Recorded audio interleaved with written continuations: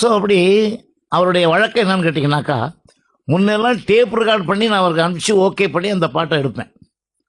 இப்போ என்ன சொல்லுவார், நீ வந்து டேப் ரெக்கார்டில் கரெக்டாக பாடியிருக்க, நேரில் நீ என்ன மயக்கிடுற பாடி டேப் ரெக்கார்டில் கரெக்டாக பாடியிருக்க, அதில் 50% வரலையே, திருப்பி எடுப்பார். அப்போ நான் சொல்லுவேன், அப்போ அவர் சொன்ன ஒரு அறிவுரை இப்போ ஞாபகம் இருக்குது.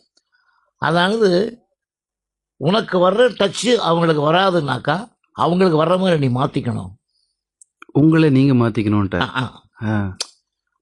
அதாவது நீ குருவி தலையில் பணங்காய் வைக்கப்படாது.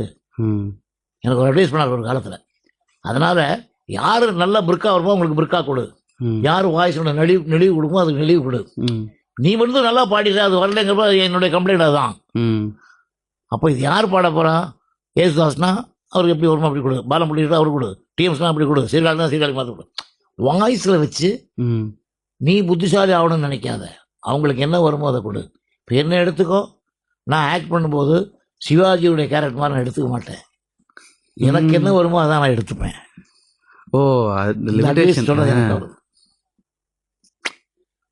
அப்புறம் தான் நான் ஒரு முடிவுக்கு வந்தேன். கரெக்டாக சொல்கிறாரு, நானாயிட்டம் இருக்குல்ல, அதே எம்ஜிஆருக்கு தான் ஒரு பாட்டு கொடுத்துருக்கேன். விழியே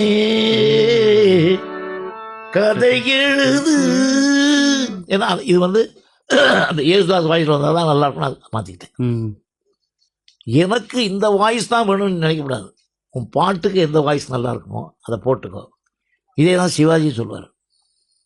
ஏன்னா அவங்க வந்து சொல்கிறது அவங்களுடைய அறிவுரைங்கிற மாதிரி எடுத்துக்காம, அவங்க அபிப்பிராயம்னு எடுத்துக்காம அது கரெக்ட்னு நான் எடுத்துக்கிட்டேன். அவங்க அம்புலாக சொல்லும்போது அவங்களுடைய பெருந்தன்மையாக நினச்சிக்கிட்டேன். அது உண்மையிலே அதுதான். வாய்ஸ் வந்து இப்போ நம்ம நிறைய பாடி காமிச்சு என் பாட்டு மாதிரி வரலன்னு கம்ப்ளைண்ட் வரதே அதுதானே காரணம். யார் பாட போகிறா? இப்படி ஒரு சண்டைகளுக்குள்ள வந்தது ஒரு நாளைக்கு. அது சொல்கிறேன். இப்போ மதுரையை மீட்ட சுந்தரபாண்டியன் ஒரு படம், அதில் ஒரு முக்கியமான ஒரு பாடல், தர்பாரில் பாட வேண்டிய பாடல். அந்த பாடல் கம்போஸ் பண்ணிட்டேன்.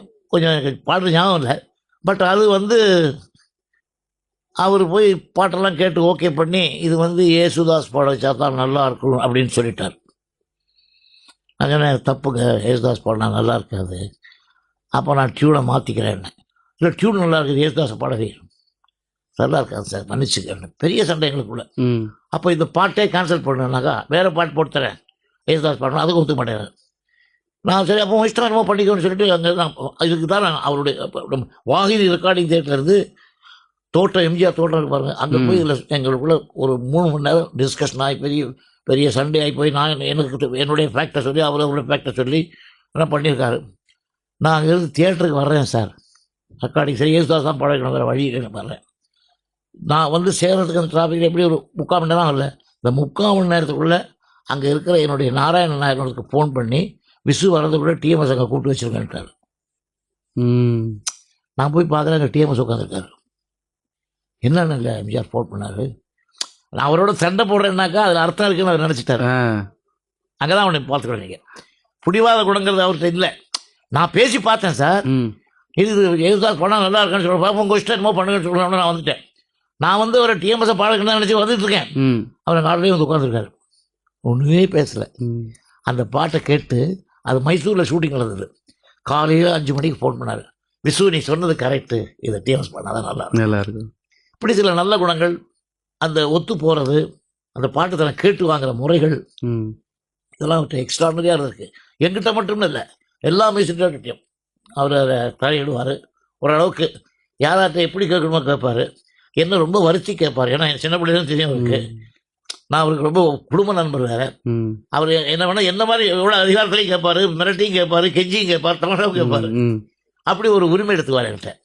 அவர் வந்து ஒரு படம் என்னை கூப்பிட்டு, உங்களோட இஷ்டத்துக்கு விளையாடு, மேலே ஆகாசம் கீழே பூமி, நீ தான் அந்த படத்தை மியூசிக் தான் வச்சு படம் எடுக்க போகிறேன் அப்படின்னு சொன்னார்.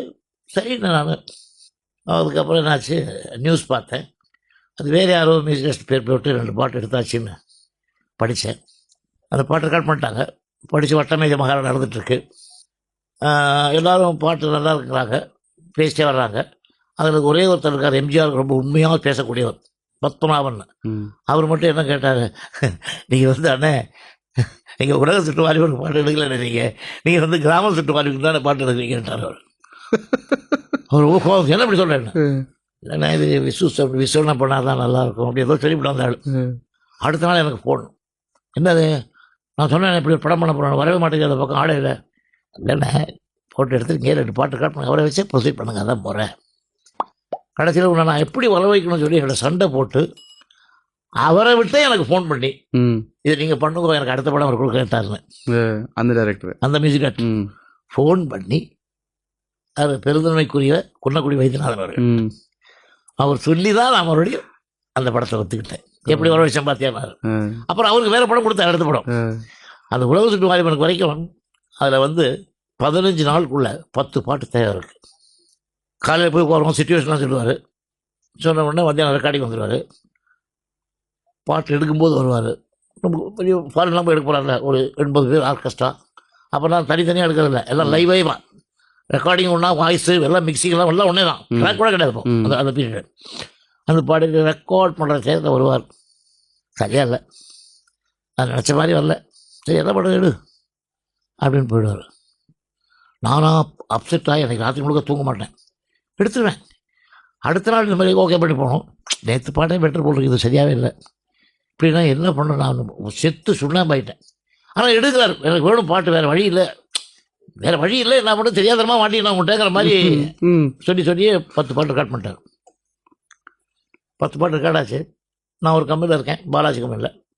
ஒரு ஃபோன் வந்து பாலாஜி வந்து சொல்கிறார், எம்ஜிஆர் ஃபோன் எடுத்தேன், நாங்களாம் ஷூட்டிங் போயிட்டுருக்கோம், உனக்கு படம் ஒன்றும் வேண்டாமா, யார் பேசுறது, எம்ஜிஆர். ஓ உங்களுக்கு தான் பாட்டு பிடிக்கல, நீங்களே படம் கூட ஒன்றும் வேண்டான்னு போட்டுன்னு வச்சுட்டேன்.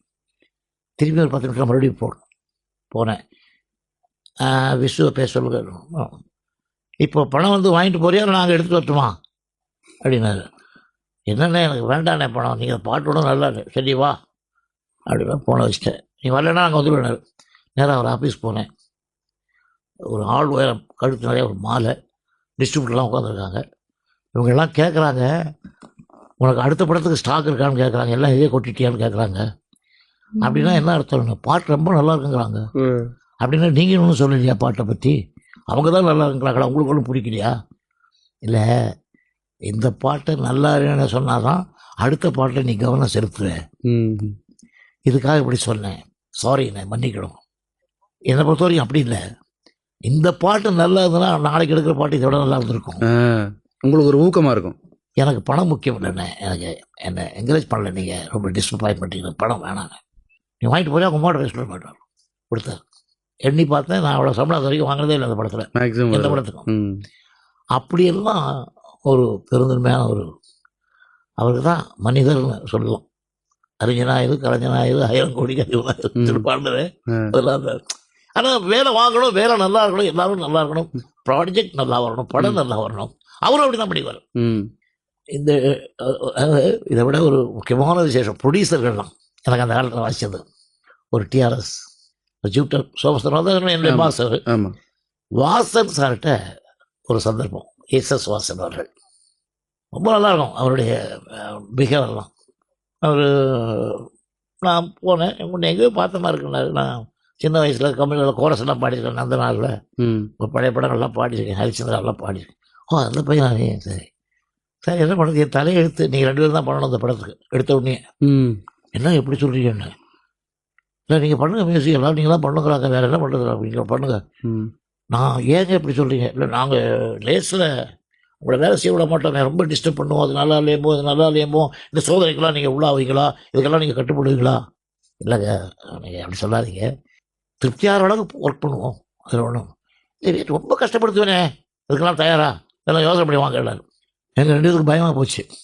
வெளியே வந்தோடனே ஒரு ஃப்ரெண்டு அவர் என்னை கூப்பிட்டார், നിങ്ങൾ ഒന്ന് പേടിക്കണ്ട, അദ്ദേഹം അങ്ങനെ പറയും, നിങ്ങൾ എന്തിനു വേണ്ടി சேலஞ்ச் எடுத்து സംസാരിക്കൂ அப்படின்னு ஒரு நண்பர், அவருடைய பிஏ நம்பியார்னு ஒருத்தர் இருக்கார், அவர் சொல்கிறாரு அப்படி தான் பேசுவார், நீங்கள் சேலஞ்ச் எடுத்து ஒத்துக்க. சரி போய் ஒத்துக்கிட்ட உடனே ஒரு செக்கு கொடுத்தாரு. வீட்டில் நல்லா அம்மா இருக்காங்க, அம்மாட்ட அவங்களுக்கு கொடுப்பேன். செக்கு பார்த்தோன்னே எங்கள் அம்மாவுக்கு சந்தேகம், என்னடா சைபர் தப்பாக போட்டிருக்காங்களான்னு. உடனே ராமத்தி நாங்கள் பண்ணால் 10,100 ரூபா கொடுத்துருக்காரு. நாங்கள் பார்த்ததே இல்லை அது வரைக்கும். அந்த 10,100 ரூபா கொடுத்தாரு ஒழிய கொன்னுட்டார். ஒரு பாட்டும் ஓகே பண்ணுறதுக்குள்ள பிராணம் போயிடும். கவிதைலாம் எழுதினார். அதில் ஒரு பர்டிகுலர் பாட்டு மட்டும் ஏன் சொல்கிறேன், இந்த அனுபவத்துக்கு சொல்கிறேன். ஒரு பாட்டு வந்து,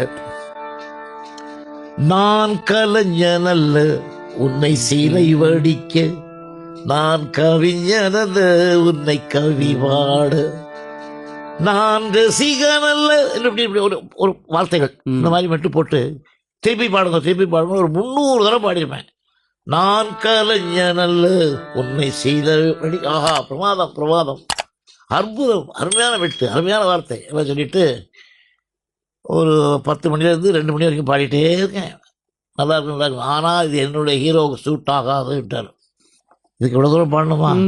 இந்த வார்த்தை, இந்த மெட்டு என்னுடைய ஹீரோ பாடினா ஒத்துக்க மாட்டாங்க ஜனங்க. நீங்கள் வந்து தன்னடக்கமாக, நான் கலைஞனல்ல என்ன சிலை வடி கேட்குறீங்க, நான் கவிஞர்னு தன்னடக்கமாக சொல்கிறீங்க. தன்னடக்கமாக ஒரு நடிகர், நான் பெரிய நடிகர்னு சொல்கிறதுக்கு ஒரே நடிகர் தான், அவன் தான் சிவாஜி. அவனுக்கு இந்த பாட்டை போட்டுருங்க. இந்த பாட்டு அவருக்கு போடலாம், பாட்டு நல்லா இருக்கான். ஏன் ஹீரோவுக்கு அப்படி இல்லை? சிவத்தமிழ காதல் மன்னன் அவருக்கு தகுந்த மாதிரி ஒரு பாட்டு போட்டுருங்க. பாட்டு நல்லா இருக்கு, ஏன் ஹீரோவுக்கு சூட் ஆகாதுன்னாரு. உண்மையிலே அந்த பாட்டை அவர் பாடியிருந்தாருன்னா எடுபட்டுருக்காது.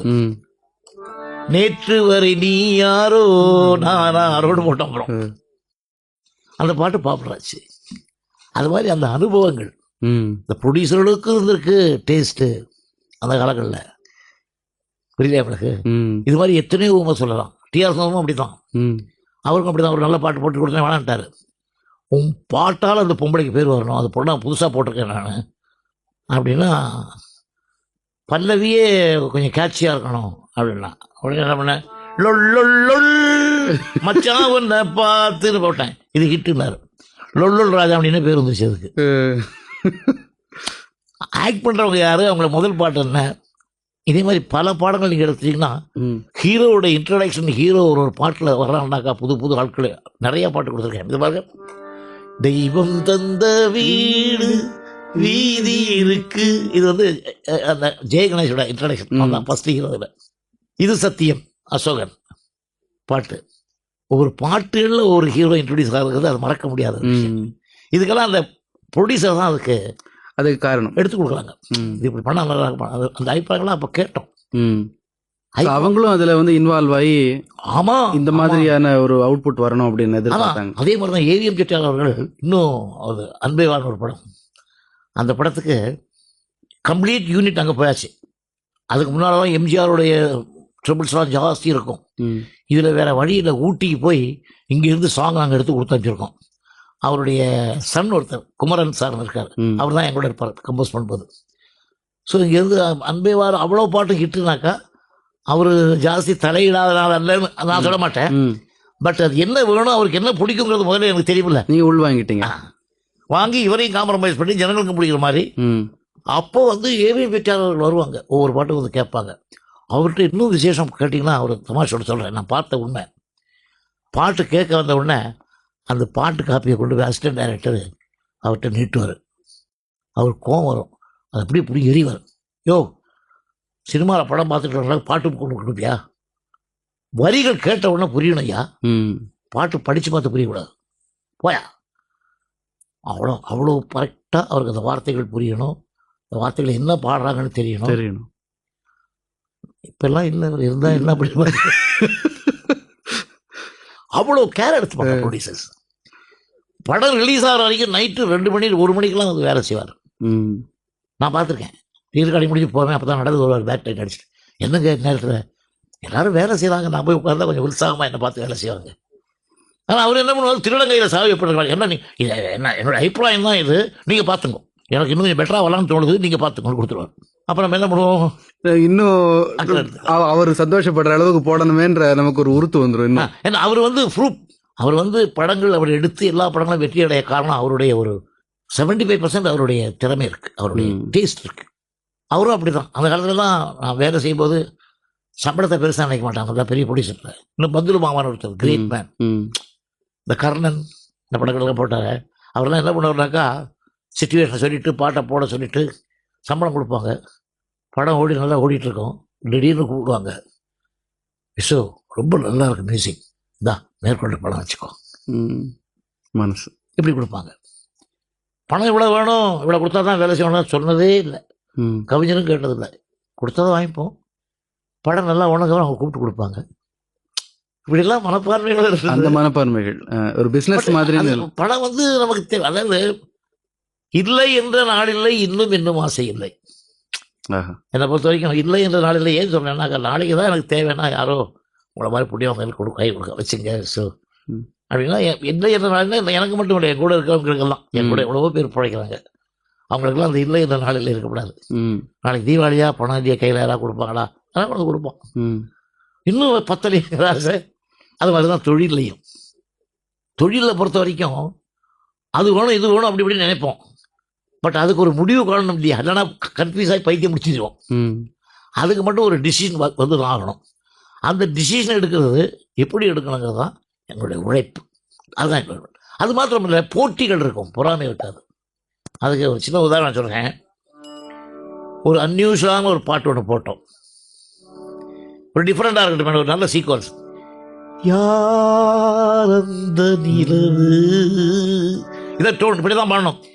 ஏன் இந்த கனவு யாரோது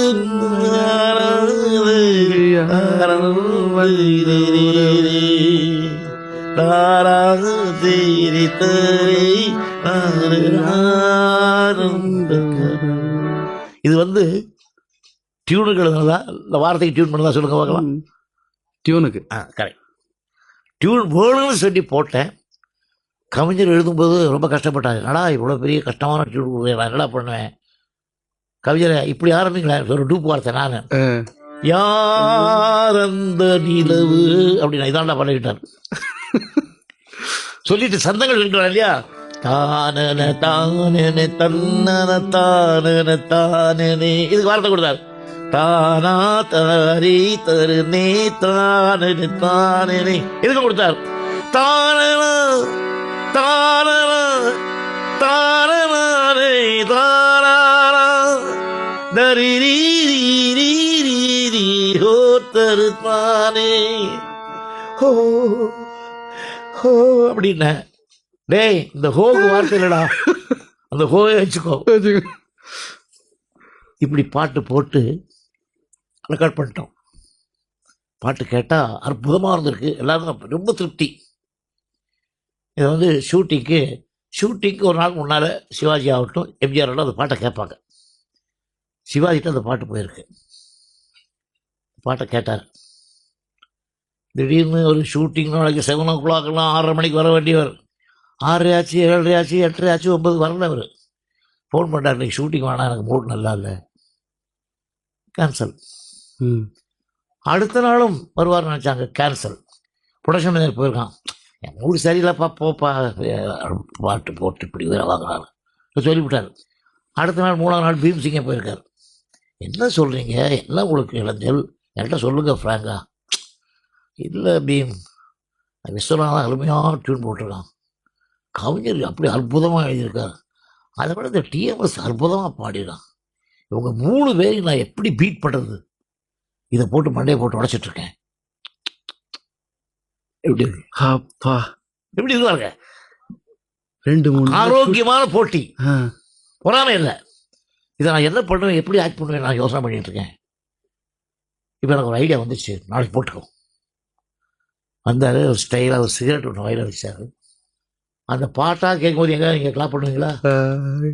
பண்ண மாட்டீங்க. நான் பார்த்தேன், படத்தோடு பார்த்தேன், வரிக்கு வரி அடிக்கிறான் கிளாப். என் வரிக்கோ டியூனுக்கோ பாடினதுக்கோ இல்லை, அவர் ஆக்டிங் எல்லாம் கலராச்சு. இல்லை பாட்டு நிற்குது, அந்த சிச்சுவேஷன், அந்த எழுத்து, இதோட டிஎம்எஸ் பாட்டை கொடுத்தவனுக்கு என்னங்க விளையாடுறீங்க, இந்த மாதிரி பாட்டெலாம் எனக்கு கொடுத்தா சரியா இருக்கும், போட்டு இதோட என்ன முடிச்சுடுவீங்களா, என்ன இப்படி கேட்க பெரியவர் இந்த வார்த்தை சொல்லாதீங்க, காலில் விழுந்து நீங்கள் பாடுங்க, ட்ரை பண்ணுங்க. இதெல்லாம் தான் சார் இந்த ஒர்க்கெல்லாம், இதெல்லாம் பசுமையான ஒரு நினைவுகள், இதெல்லாம் மறக்கவே முடியாத வாழ்க்கையில்.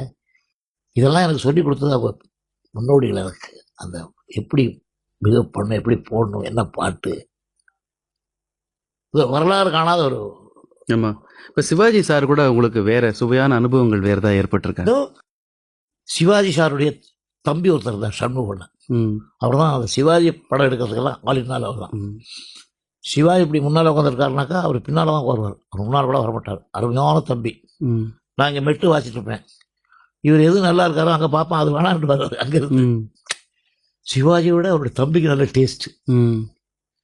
அது மட்டும் இல்லை, சிவாஜி வந்து ரசிப்பார், ரசிகர் தான், நல்ல ரசிகர். பட் இருந்தாலும் அவர் தம்பி தான் எல்லாம் பார்த்துக்கிறாரு, அதுக்கு ஒரு மரியாதை கொடுப்பாரு.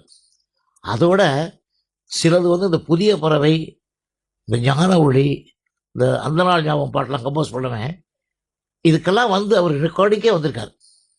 வந்து எப்படி நடக்குது, என்ன நடக்குது, நான் பியானோ வாசிக்கும் போது பியானோ வாசிக்கிற ஸ்டைல் பார்ப்பாரு, அதெல்லாம் பார்த்துக்குவார்.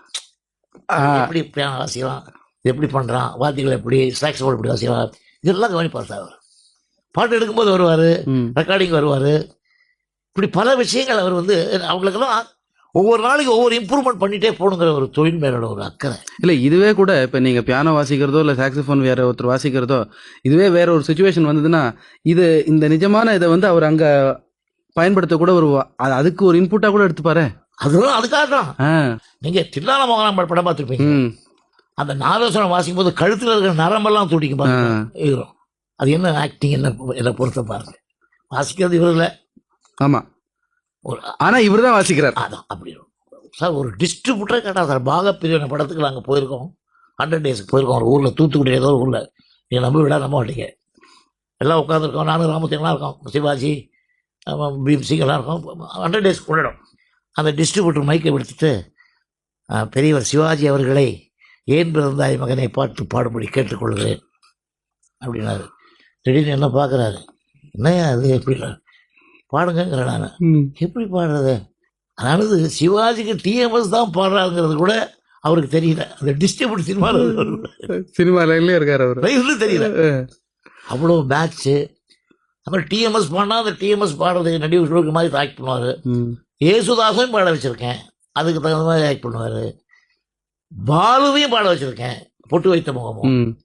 அவர் பர்டிகுலராக சொல்லுவார், சிவாஜியை நினச்சி நீங்கள் யாரும் பாடாதீங்க, அந்த பாட்டில் என்ன இருக்கோ விசு என்ன சொல்கிறானோ அது மாதிரி பாடு அப்படிம்பாரு. எம்ஜிஆர் சொன்ன மாதிரி அதான், நடிகரை வச்சு இல்லை, இந்த பாட்டை வச்சு. சும்மா வாய்ஸை மாற்றி நான் பாடினதெல்லாம் சொல்ல முடியாது. அதாவது ஒரு சாங்கை நம்ம கம்போஸ் பண்ணி கொடுக்கும்போது அந்த சாங்கில் இருக்கிற சிச்சுவேஷன், அந்த வார்த்தையில் இருக்கிற எஃபெக்ட் எந்த நிலைக்கு வருதோ அந்த பாட்டு, இதை வந்து கம்போசர்ஸ் மீன் மியூசிக் டைரக்டர், அந்த ஸ்டோரி ரைட்டர், டைரக்டர் அண்ட் பாடுறவங்க, வாசிக்கிறவங்க எல்லாம் சேர்ந்து தான் பரிமளித்து கொடுக்குறோம், நல்லா சமைச்சு கொடுக்குறோம். அவங்க ருசி பார்க்க வேண்டியதான் அப்படின்னு சிவாஜியை பலராக சொல்லுவார். நல்லா சமைச்சு நல்ல டேஸ்டாக அதை நம்ம ருசி பார்க்குறோம். இந்த அந்த நாள் ஞாபகம், இந்த மாதிரி கஷ்டமான பாட்டுகள்லாம் கூட ஒரு பாட்டு அவரே பாடணும்னு ஆசைப்பட்டார். ஆசைப்பட்டு கடைசி நேரத்தில் பாடாட்டார். நீ படைத்தானேன்னு ஒரு பாட்டு நிச்சயதாபடுத்தல, அவருக்கு பாடணும்னு ஆசை. அது அவர் நல்லா பேசி டேஸ்ட் பண்ணுவாங்க, அருமையான பாட்டு. இப்படி டீம் ஒர்க் நான் திருப்பி அதை தான் சொல்லிட்டு இருக்கேன். இப்போ அதே மாதிரி முன்னாள் முதல்வர் திரு மு கருணாநிதி அவர்களோட அந்த அது ஒரு ஒரு வேறுபட்ட ஒரு லைன் இல்லையா? கலைஞர் வந்து எப்படின்னு கேட்டிங்கன்னா, என்ன மாதிரி உள்ள கலைஞர்களுக்கு அன்பு, அந்த பாசம், அது மாத்திரம் இல்லை, அவங்களுடைய அந்த உணர்வுகள்லாம் புரிஞ்சு ஒரு பெரிய ஒரு அறிவாளி. எனக்கு வேறு ஒன்றும் தெரியாது, அவங்களெல்லாம் சினிமா உலகத்தில் ஈடுபட்டவங்க தான் அவங்கெல்லாம். எனக்கு அவங்க சினிமாவில் என்ன பண்ணுறாங்க எது பண்ணுறாங்களோ என்னை பொறுத்த வரைக்கும் தெரியும். வழியே ஒரு சம்பவம் நடந்தது சொல்கிறேன் உங்களுக்கு. பிள்ளையோ பிள்ளை படம் ஒன்று எடுத்தார். அந்த படத்தில் அவருடைய சன் ஆக்ட் பண்ணுறதுக்காக எல்லாம் பண்ணாங்க. கிருஷ்ணன் மஞ்சு டைரக்டர் எனக்கு சொல்கிறார், எனக்கு பொறுத்த வரைக்கும் அவங்கெல்லாம் ஓகேட்டாங்க, என்னை பொறுத்த வரைக்கும் எனக்கு சாட்டிஸ்ஃபேக்ஷன் அவரை பாட வைக்கிறது. அவர் சொன்னார், ட்ரை பண்ணி பாருங்கள் விசு, திருப்திப்பட்டால் பாட வைங்க, இல்லைன்னா டிஎம்எஸ்ஸை பாட வைங்க. டிஎம்எஸ் தான் பாட வச்சேன். அதுக்கப்புறம் அவர் இம்ப்ரூவ் பண்ணி அடுத்த படங்கள்லாம் அவரை பாட வச்சு. அது வேறு. இது இந்த மாதிரி ஒரு சொல்லி இவரை பாட வைக்காமல் முதல் படத்தில், அதனால தான் அவருக்கு இன்ட்ரெஸ்ட் வந்தது. அவர் கற்றுக்கிட்டாரு, ஒரு முறையாக பாட வச்சார். அதை விட எனக்கு அவர்கிட்ட என்ன, எனக்கு சின்ன பிள்ளைலேருந்து அவர் நல்லா தெரியும். எனக்கு நான் செத்து போனாலும் என்னை ஞாபகப்படக்கூடிய ஒரு விஷயம் அவர் எனக்கு கொடுத்தாரு என் வாழ்க்கையில். அது ரொம்ப பேர் தெரியாது. இந்த நீராறும் கடல் உடுத்த அந்த தமிழ்த்தாய் வாழ்த்து நான் தான் மெட்டு போட்டேன். இந்த பிள்ளையோ பிள்ளை படம் எடுக்கும்போது கிருஷ்ணன் பஞ்சுக்கிட்ட இந்த விஷயத்த சொல்லி, விசுன்னு கூடாது, விசுக்கிட்ட சொல்லி இதுக்கு ஒரு 5, 6, 8, 10 வயசு டியூன் போட சொல்லுங்கள். 5, 6, 8, 10 வயசாம் நிறைய டியூன் போட சொல்லுங்கள், நான் செலக்ட் பண்ணிக்கிறேன். இது வந்து ஜனகணமனம் எப்படி இருக்கோ நம்ம உலகத்துல, தேசிய கீதம். அது மாதிரி நம்ம தமிழ்நாட்டில் யார் வந்தாலும் இதுதான் தமிழ் தாய் வாழ்த்தா இருக்கணும், இது ஒரு அப்படின்னு அவர் செலக்ட் பண்ணி வார்த்தையை கொடுத்தாரு. நான் அதை டேபிள் ரெக்கார்டில் பாடி கொண்டு காமிச்சேன். முதல் டியூன் அவர் ஓகே பண்ணார் சார். இது நல்லா இருக்குது, இதை வச்சுக்கணும். அதுதான் இன்றைக்கி நீங்கள் கேட்குற பாட்டு. நான் இறந்து போனாலும் கூட அந்த பாட்டு ஒரு தமிழ் தாய் வாழ்த்து மாதிரி ஒலிக்கும். அப்படி ஒரு நன்றி கடவுள் இருக்கு என்னுடைய வாழ்க்கையில். அப்புறம் இப்போ முதல்வராக இருக்கிற ஜெயலலிதா அவர்களோட நீங்கள் பல படங்கள் பணியாற்றிருக்கிறீங்க. வெளியில் இந்த 1965 இந்த வார் இதும்போது கூட நீங்கள் போயிட்டுலாம் வந்திருக்கிறீங்க. இந்த மாதிரி பல நிகழ்ச்சிகளில் பங்கு பெற்றிருப்பீங்க. அவங்களோட ரொம்ப ஒரு சுவையான நிகழ்ச்சி, உங்கள் மறக்க முடியாத ஒரு நிகழ்ச்சி? அவங்களோட எப்படின்னா, எனக்கு இந்த கண்ணதாசன் சிலைக்கு ரொம்ப உறுதுணையாக இருந்தாங்க இல்லையா. ஆமாம். என்னுடைய ஃபீலிங்ஸு, நான் என்ன அவர்கிட்ட என்ன நினைக்கிறேன், எனக்கு என்ன பண்ணால் அந்த சிலை வைக்க முடியாமல் போயிடுவோம், இடம் கிடைக்காமல் போயிடுவோம், இப்படி நான் அழுது துடிச்சு டயத்துக்கு எனக்கு கை கொடுத்தவங்க என்னை காப்பாற்றாங்க. அதில் அவங்க அம்மாவே சந்தோஷப்பட்டு மேடையில் சொன்னாங்க, விஸ்வ சார் இப்போ தான் ஹாப்பியாக இருப்பார் அப்படின்னு ஒரு வார்த்தை சொல்லி எனக்கு வேண்டிய அதெல்லாம் பண்ணி கொடுத்து. ஆனால் அப்போ அவங்க தான் சீஃப் மினிஸ்டர், அவங்க நினச்சா தான் முடியும். போய் எல்லாம் வேண்டிய ஏற்பாடெல்லாம் பண்ணிவிட்டு, உங்களுக்கு சந்தோஷம் தானே அப்படின்னு ஒரு வார்த்தை கேட்டாங்க. நான் சிரித்த முகத்தோட கண்ணில் தண்ணி வந்து சொன்னேன், ரொம்ப ஹாப்பிங்க. அதே மாதிரி அவங்க ஒர்க்கிங் மெத்தடில் நான் அவங்கள பாட வச்சுருக்கேன். ஆமாம், எம்ஜிஆர் வந்து சொல்லுவார், பாடுங்க, நல்லா பாடுவாங்க, ட்ரை பண்ணி பாருங்க. அப்புறம் முக்தா பிலிப் சீனிவாசன் படத்தில் ஒரு பாட்டு பாட வச்சேன். ஸோ அதுக்கு முன்னால் கேவிஎம் அவர்கள் அன்னை என்றால் அன்பு ஒரு படத்தில் அம்மா தான் பாடியிருக்காங்க. அந்த பாட்டை நான் கேட்டதுக்கப்புறம் எனக்கு நம்பிக்கை வந்தது, சரி பாடலாம். அவங்க குரலெல்லாம் தெரிஞ்சுக்கிட்டு அதுக்கு தகுந்த மாதிரி ரேஞ்சு வச்சு ஒரு நாளைக்கு ரெக்கார்டிங் வந்தாங்க 8 மணி 9 மணிக்கு வந்து ஒரு 2 மணி 2 மணிக்கு தான் விட்டேன். அது வரைக்கும் கூடவே இருந்து பாடி ரொம்ப கோஆப்ரேட் பண்ணாங்க. அதெல்லாம் கலை ஆர்வம் உள்ளவங்க தான். அது மட்டும் இல்லை, அவங்களுடைய சின்சியாரிட்டியை பார்த்தீங்கன்னாக்கா ஒவ்வொரு தடவையும் நான் பார்க்க வேண்டிய சந்தர்ப்பங்கள் இருக்கும்போது, இப்போ நான் ஒரு சில திட்டங்கள் பண்ணாங்க. அது என்ன திட்டம் ஞாபகம் இல்லை. இப்போ புலமைப்பு தன்னா எழுதின பாட்டு ஒரு 2 மாதத்துக்கு முன்னாடி டிவிலெலாம் காமிச்சாங்க. அதில் தான் அந்த தமிழ் தமிழ் தமிழ் என்று சொன்னார், தமிழ் தமிழ் தமிழ் அந்த பாட்டு. அது ஒரு 9 பாட்டு 3 நாள் எடுத்து கொடுத்தேன். அதை கொண்டு அவங்க நம்பிக்கையாக சொன்னாங்க, இன்னொரு வார்த்தை விசு தான் பண்ணுறாரு, அவர்கிட்ட கொடுங்க, 9 பாட்டு 3 நாளாக முடியும் நம்பிக்கையில் தான் கொடுக்குற, போய் பண்ண கொடுக்கணும். அப்படி ஒரு நம்பிக்கை வச்சுருக்காங்க. ஸோ அவங்களுக்கு நான் எப்போவுமே நன்றி கடனாடுவேன். அந்த மாதிரி அது எனக்கு வேறு பாலிட்டிக்ஸ்கிட்ட அதை பற்றி ஒன்றுமே தெரியாது. எல்லாரும் கலை உலகத்தில் இருந்ததுனால அவங்கெல்லாம் என்னோட என்ன இன்வால்மெண்ட்னாக்கா அந்த அன்பு, அந்த செய்யும் தொழில், அதனுடைய மகிமை தான், அதனுடைய மரியாதை தான், அதனுடைய இன்பம் தான் அனுபவிச்சுட்டு இருக்கேன்.